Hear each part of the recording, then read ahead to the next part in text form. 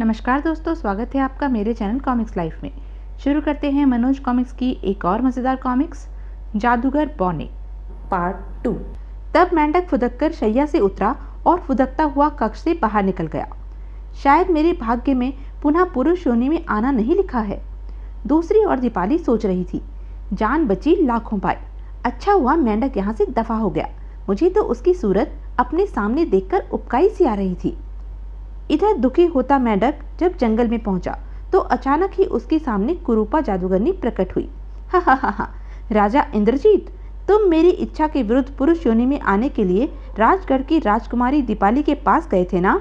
राजा इंद्रजीत, अब भी मेरी बात मान जाओ, इसी में तुम्हारी भलाई है।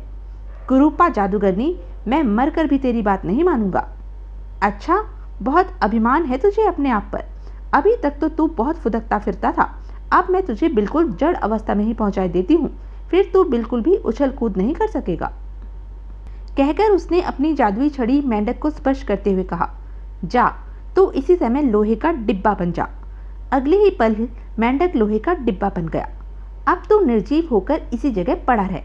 कहकर कुरूपा अगले ही पल वहां से अदृश्य हो गई। दूसरी ओर राजकुमारी रूपाली दीपाली से पूछ रही थी, दीपाली, उस मेंढक का क्या हुआ? क्या तुमने उसकी इच्छाएं पूरी की? वह मेंढक तो मेरी बातों से चिढ़कर खुद ही भाग गया, तब भला मैं उसकी इच्छाएं कैसे पूरी करती? दीपाली, मैं जानती हूँ तुमने उस मेंढक को डांटा फटकारा होगा, जिससे वह दुखी होकर चला गया, लेकिन यह तुमने अच्छा नहीं किया बहन। तुम कौन होती हो मुझे शिक्षा देने वाली? दीपाली पांव पटकती हुई कक्ष से निकल गई। उसी रात जब राजकुमारी रूपाली गहरी नींद सोई हुई थी तो उसे एक स्वप्न दिखाई दिया। कौन है आप? मैं हूँ मानवता की देवी। राजकुमारी रूपाली, तुम मानवता की समर्थक हो, इसलिए मैं तुमसे कुछ कहने आई हूँ। कहो मानवता की देवी, क्या कहना चाहती हो? रूपाली, तुम्हारी बहन दीपाली ने जिस मेंढक को दुत्कार कर भगा दिया है, दरअसल वह मेंढक नहीं बल्कि शाल्व देश का राजा इंद्रजीत है। क्या वे राजा इंद्रजीत थे? लेकिन मानवता की देवी, राजा इंद्रजीत मेंढक कैसे बने?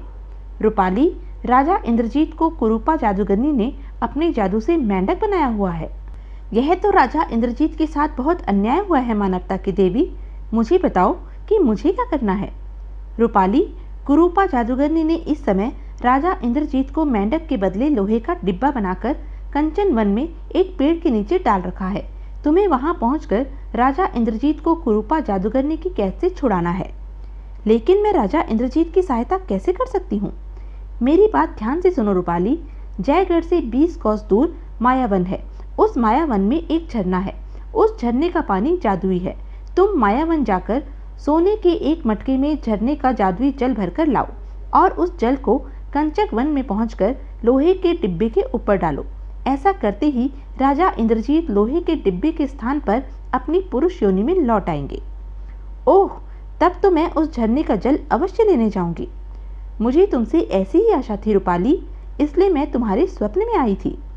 मानवता की देवी, संकट में पड़ी किसी आदमी की सहायता करना तो मेरा परम कर्तव्य है। रूपाली, राजा इंद्रजीत तुम्हारे होने वाले पति हैं। यह आप क्या कह रहे हैं देवी? जो सत्य है मैं वही कह रही हूँ रूपाली। इतना कहकर मानवता की देवी अदृश्य हो गई। तभी रूपाली की नींद खुल गई।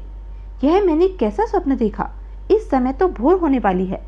सुना है भोर का सपना सच होता है, इसलिए यह सपना सच ही होगा। मैं राजा इंद्रजीत की सहायता अवश्य करूंगी। सुबह होते ही वह अपने पिता राजा जयमल से बोली, पिताजी महाराज, मैं आखेट करने के लिए कंचक वन में जाना चाहती हूँ। राजकुमारी, तुम्हारे आखेट प्रेम से हम अच्छी तरह परिचित हैं।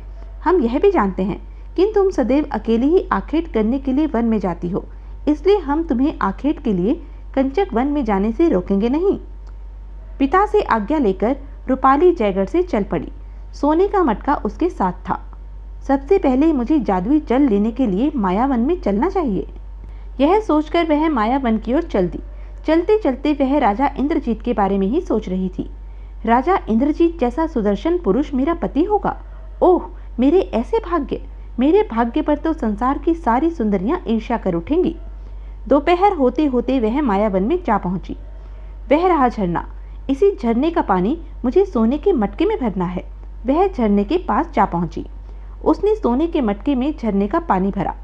अब मुझे इस जादुई पानी को लेकर सीधे कंचक वन में लोहे का डिब्बा बने राजा इंद्रजीत के पास पहुंचना चाहिए। सोने के मटके में झरने का जादुई जल भरकर रूपाली वापस कंचक वन की ओर चल पड़ी। दिन छिपते छिपते वह कंचक वन में जा पहुंची।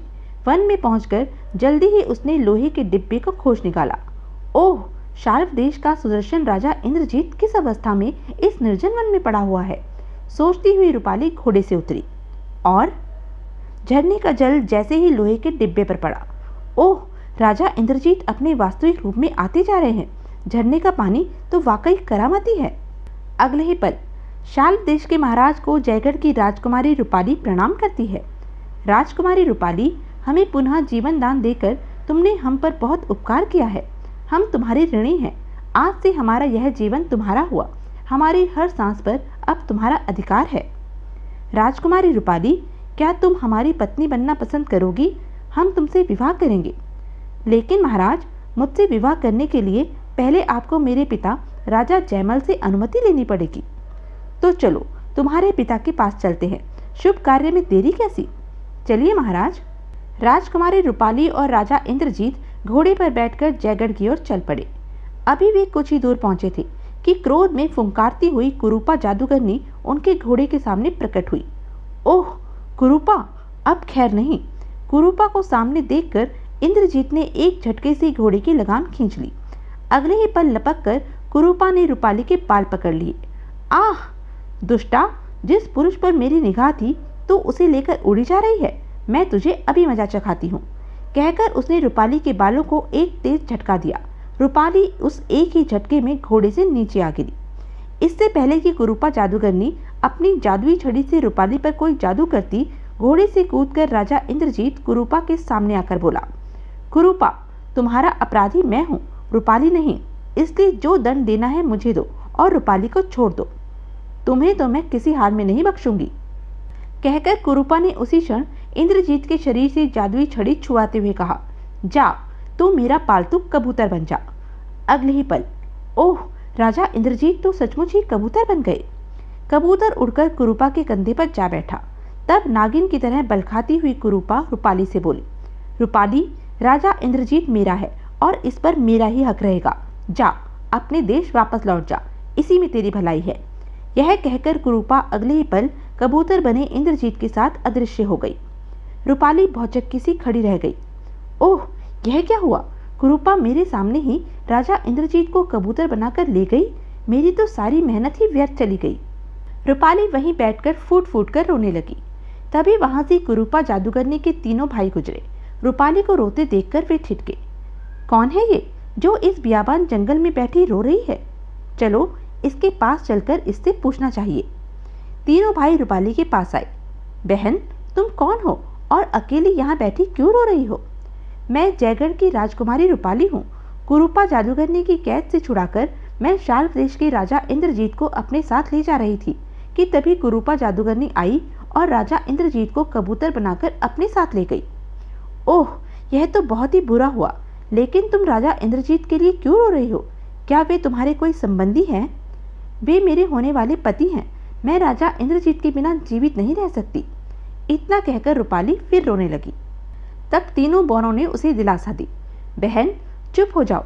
राजा इंद्रजीत का कुरूपा जादूगरनी कुछ नहीं बिगाड़ सकेगी। उठो, रात होने वाली है। आओ हमारे घर चलो। सुबह राजा इंद्रजीत को बचाने का कोई न कोई उपाय अवश्य निकल आएगा। रात होने वाली है, इसलिए बौनों की बात मानकर मुझे इनके घर चले जाना चाहिए।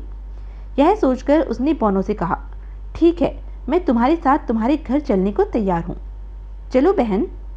उधर जयगढ़ में राजा जयमल परेशान था। रात हो गई।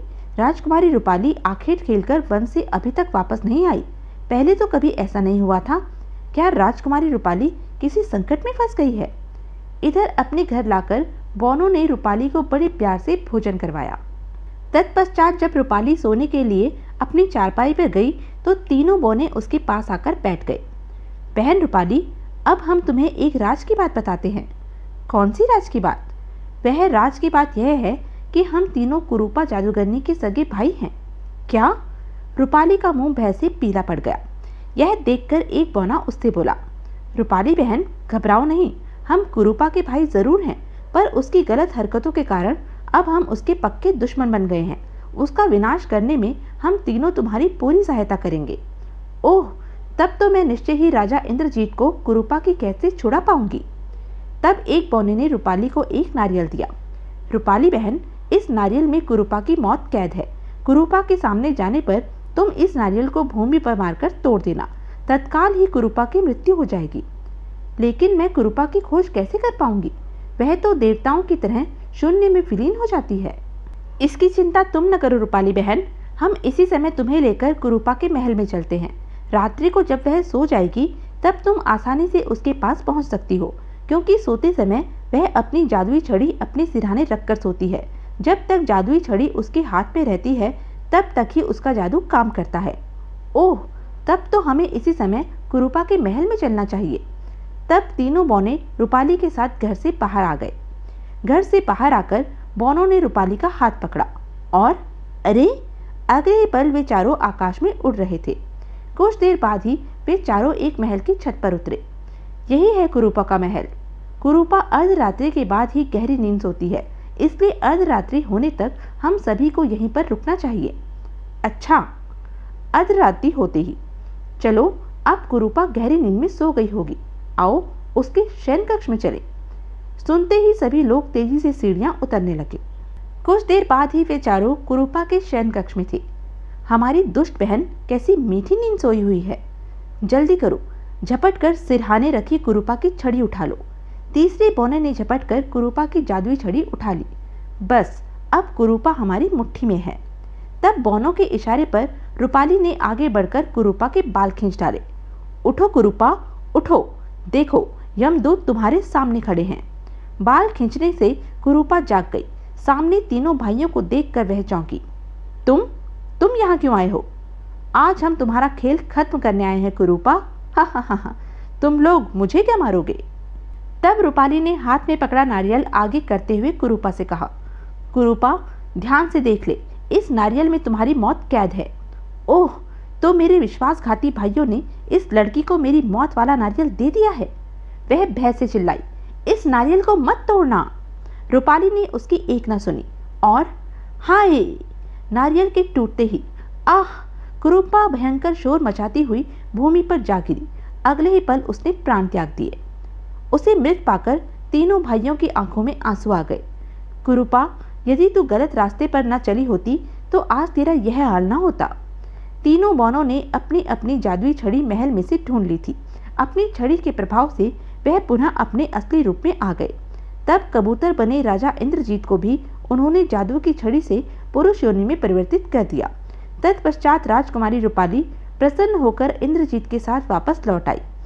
जब राजकुमारी दीपाली को मेंढक की वास्तविकता का पता चला तो उसे अपनी बदमिजाजी पर बड़ा दुख हुआ।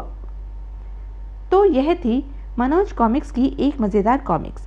ऐसी ही मज़ेदार कॉमिक्स के लिए बने रहें मेरे साथ, और हाँ, मेरे चैनल को लाइक, शेयर और सब्सक्राइब करना ना भूलें। धन्यवाद।